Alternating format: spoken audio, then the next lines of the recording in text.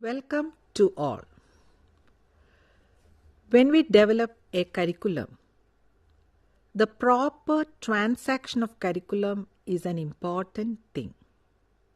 While transacting any curriculum in any context, a type of learning environment is creating. In today's session, the topic is learning environment, which is a part of the course MES 006 of PGDSLM program. The objectives of the session is to explain the term learning environment, to classify the different types of learning environment, and to identify the different elements in a learning environment.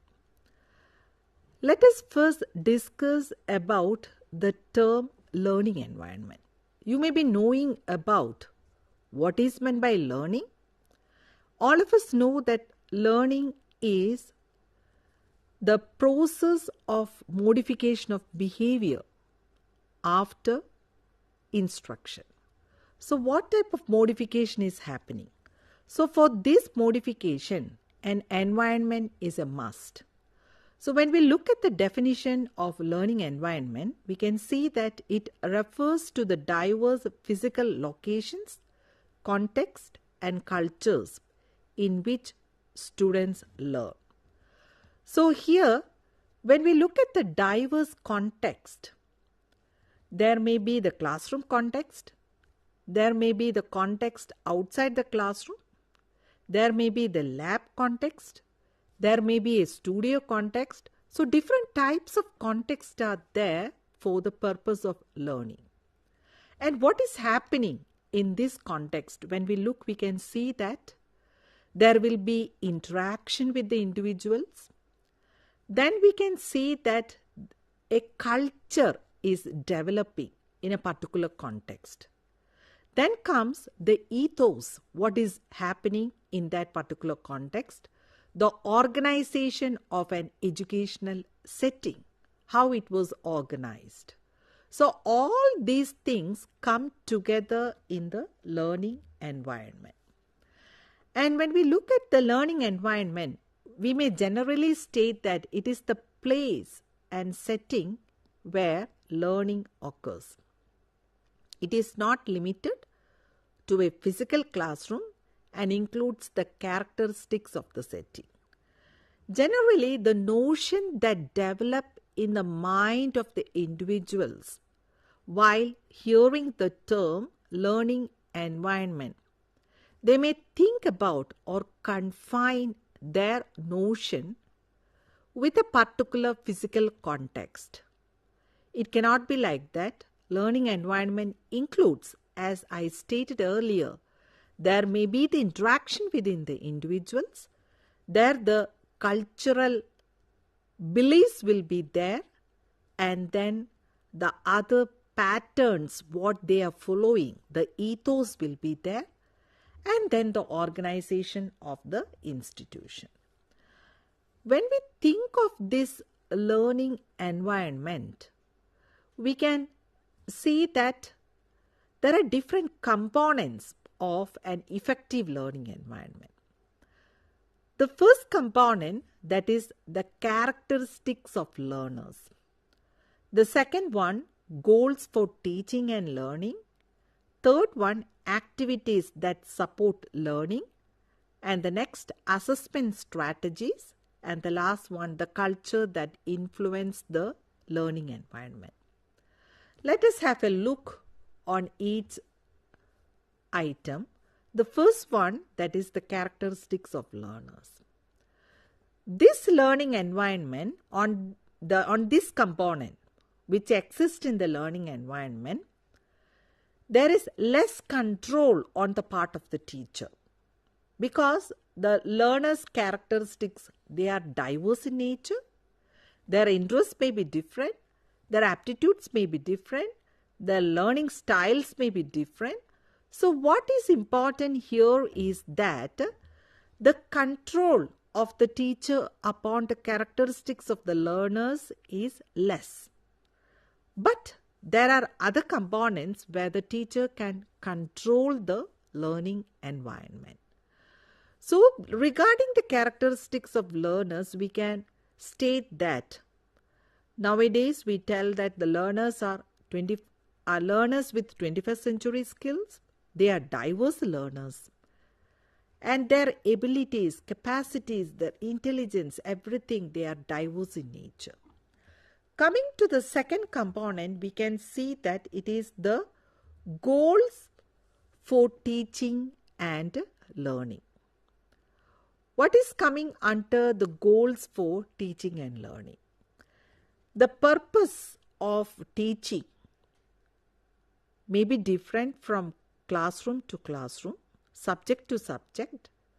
So, how a teacher is making the goal. We know that before going to a classroom, for taking a session, the teacher may prepare the lesson plan.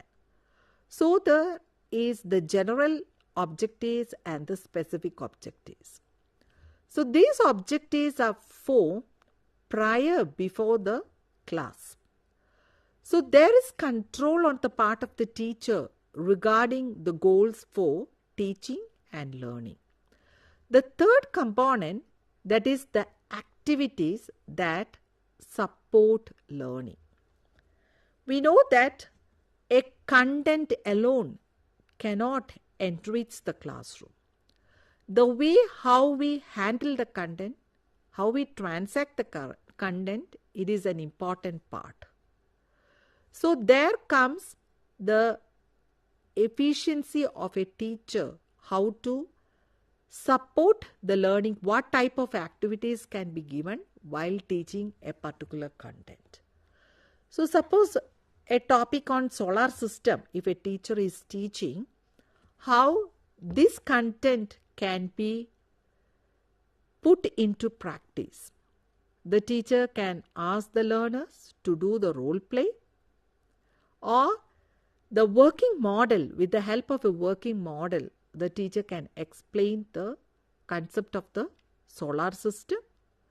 So there are different ways how a teacher can arrange the activities that should be taken place in a classroom, that we call as the learning experiences.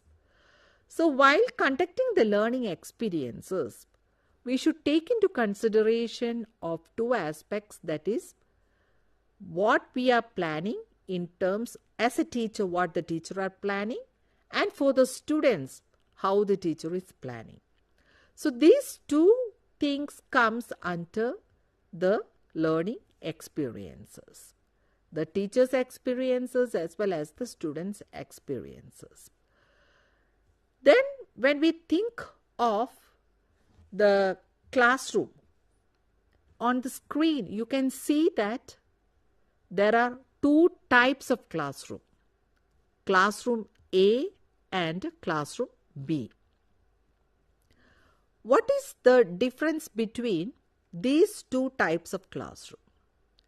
When we look at the first classroom, that is classroom A, what we can see is that there is a horizontal arrangement or vertical arrangement of the seats. So a well-planned seating arrangement. The direction of the learners is towards the teacher. So we can see that it is a teacher-centric classroom.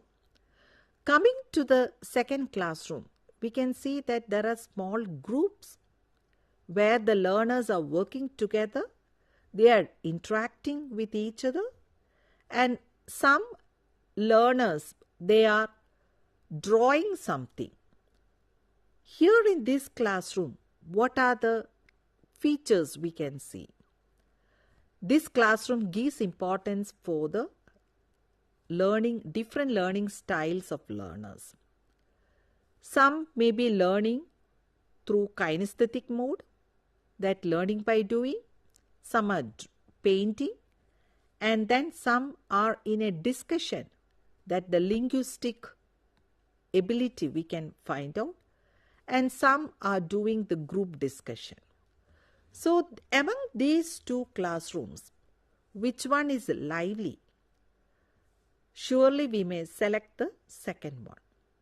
So the classroom system, it should be in a lived manner, where each of the learner has the scope to interact, to discuss with each other, and to come to a conclusion. What is the disadvantage in the first classroom? That is, there is no scope for discussion. Always teacher-centric. What the teacher is telling, the students are imbibing. So this is happening in classroom A. Coming to the characteristics of a learner-friendly classroom. Always we want to make a classroom which is appropriate to the learner.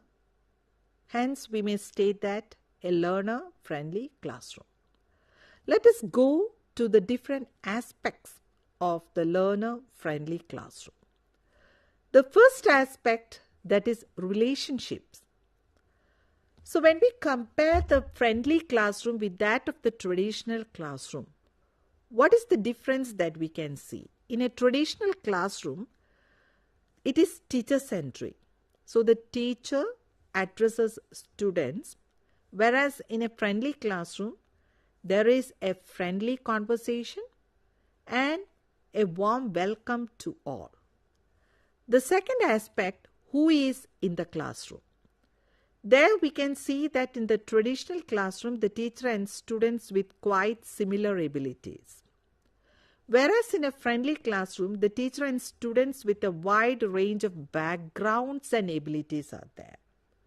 So there is a wide background of the learner diversity, the abilities of the learner. And then coming to the third aspect, what we can see is that the seating arrangement. There in the traditional classroom, as in the earlier picture, we can see that classroom A is a traditional classroom, but classroom B is a friendly classroom. So the seating arrangement in a traditional classroom is identical seating arrangement, whereas in the friendly classroom, it is different seating arrangement. The arrangement is made according to the needs of the learner, according to the activities performed for the learner. Next one, that is learning materials. There in a traditional classroom, we can see that there is printed material. The textbook, notebook, handbook, all these are printed and given priorly. Coming to a friendly classroom, we can see that there are a variety of materials. Where in the previous classroom, you can see that some are painting, drawing, some are learning through building blocks, some are discussing, some are doing some other activities. So the resources are plenty where we can see in the classroom. Then coming to the aspect of resources, we can see that the main resource in a traditional classroom is textbook, whereas in the friendly classroom makes children to bring learning aids, and the teacher also prepares low-cost teaching aids.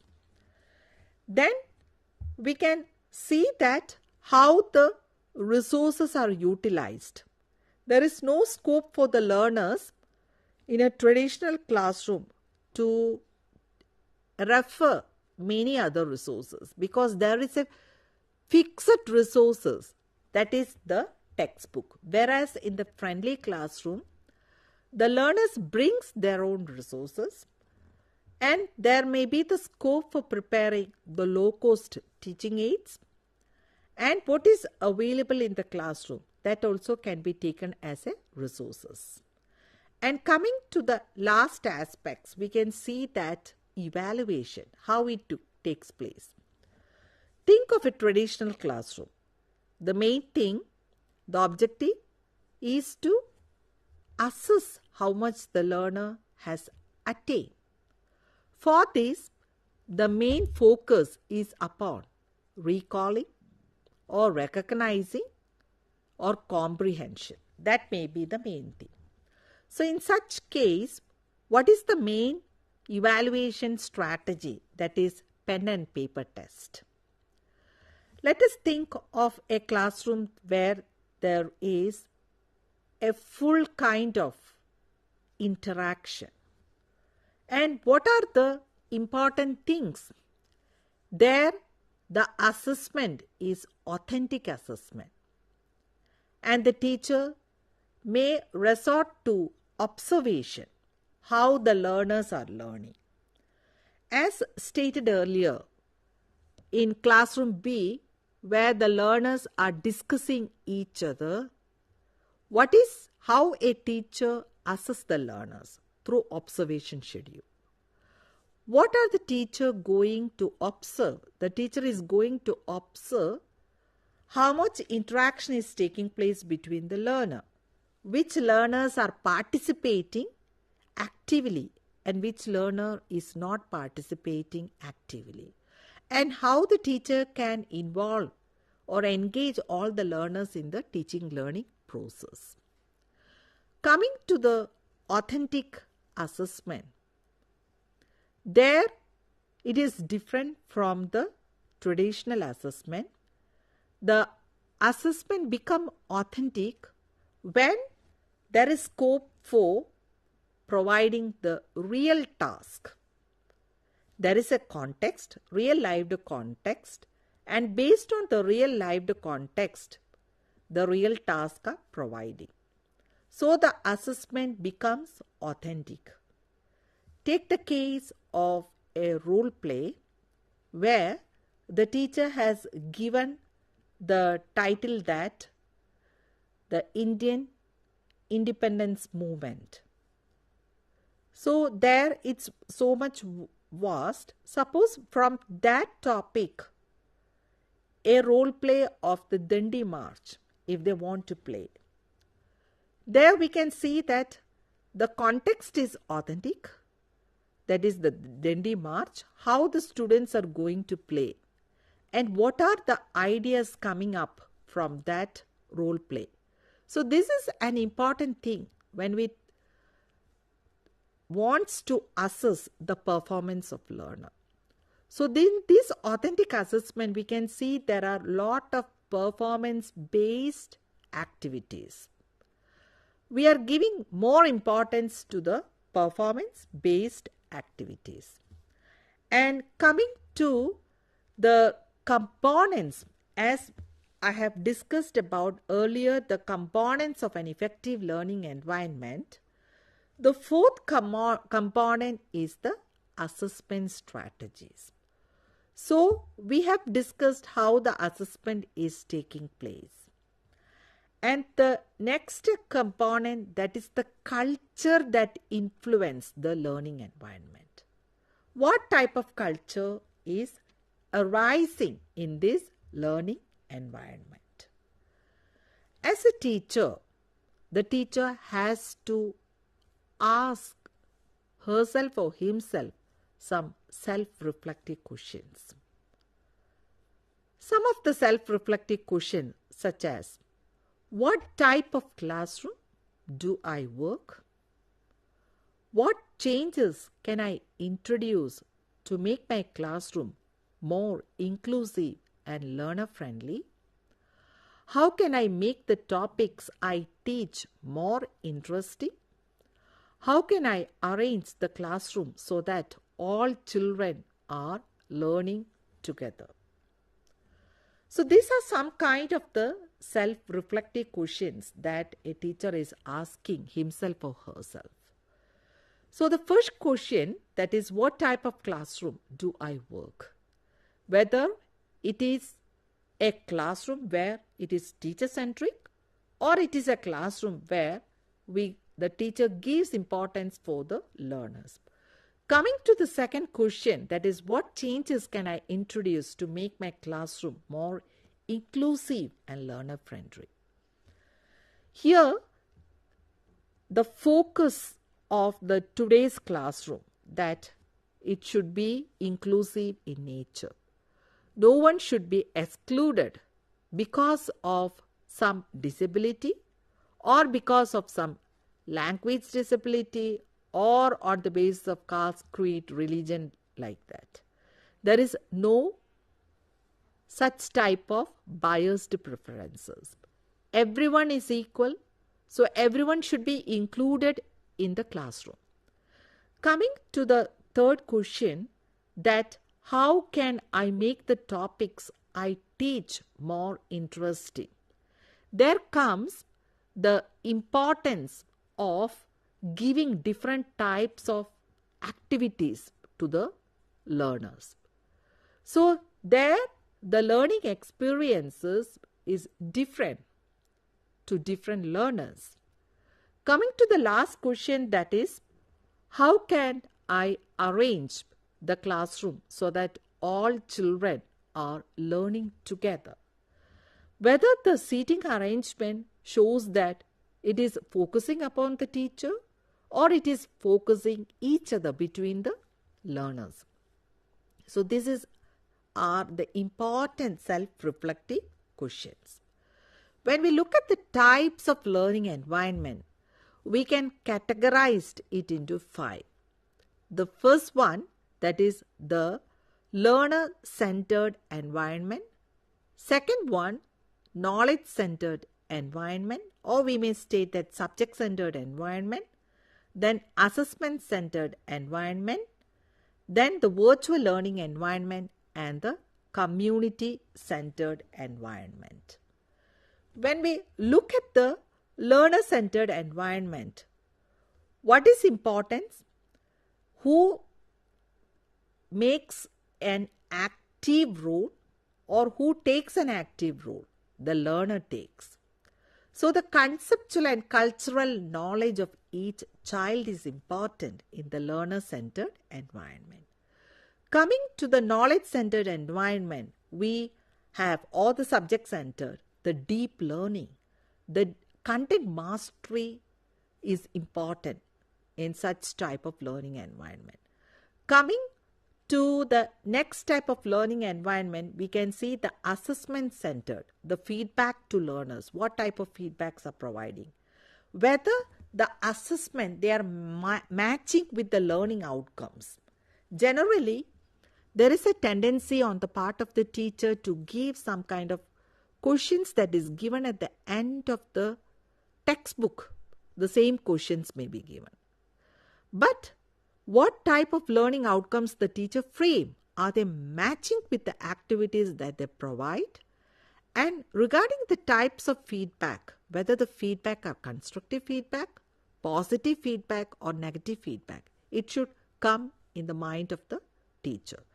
Next, the virtual learning environment, where we can state it as a virtual learning environment is a web-based platform for the digital aspects of courses of study, usually within educational institutions.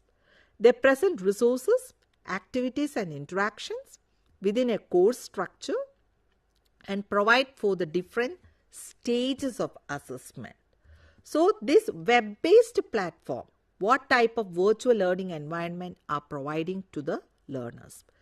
Then coming to the next setup of community-centered environment, that there from the term itself we know that we are giving importance to the community.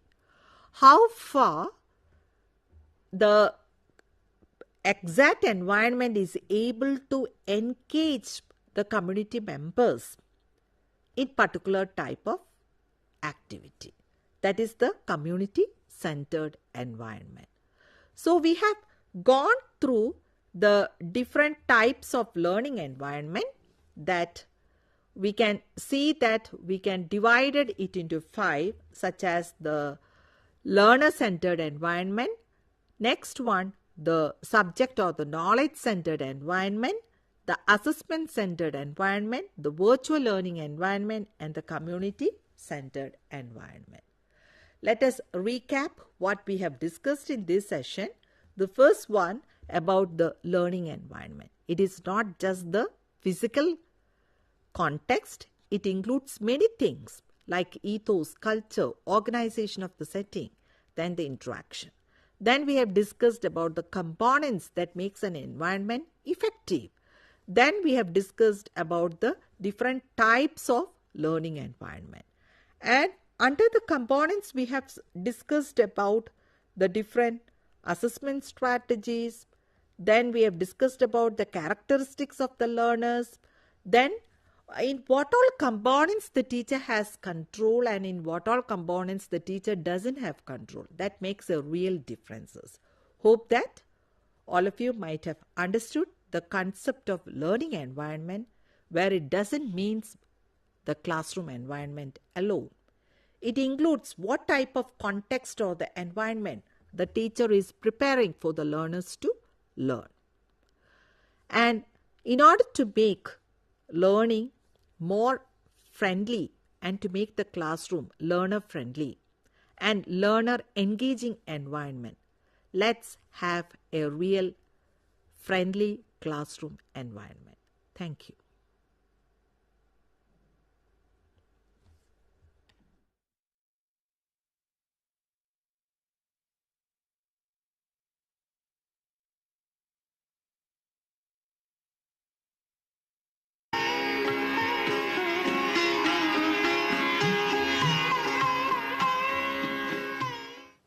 Welcome and warm greetings. In this session, we learn about what, how and why of indigenous fermented dairy products. And after going through this session, you will be able to define the importance and basic principles of fermented milk products. You will be able to outline the steps involved in manufacture of dahi, mishti dahi, lassi and chach,